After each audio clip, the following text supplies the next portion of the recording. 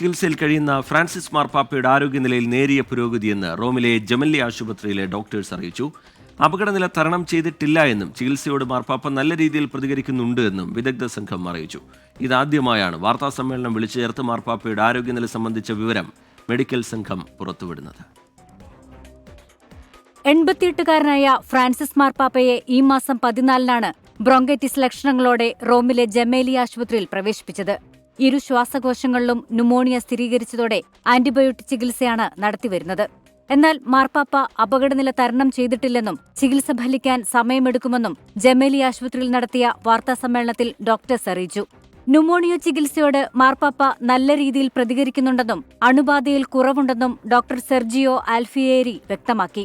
തന്റെ ആരോഗ്യനിലയെപ്പറ്റിയുള്ള വിവരങ്ങൾ ലോകത്തിനു മുന്നിൽ മറച്ചുവെക്കരുതെന്ന് മാർപ്പാപ്പ നിർദ്ദേശം നൽകിയിട്ടുണ്ടെന്നും ഡോക്ടർ വെളിപ്പെടുത്തി.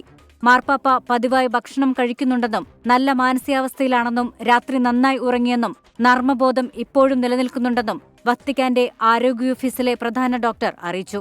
ആരോഗ്യനില മെച്ചപ്പെടുന്ന പക്ഷം കാസ സാന്താ മാർത്തയിലെ വസതിയിലാകും തുടർ ചികിത്സയെന്നും ഡോക്ടേഴ്സ് വ്യക്തമാക്കിയിട്ടുണ്ട്. International desk 24.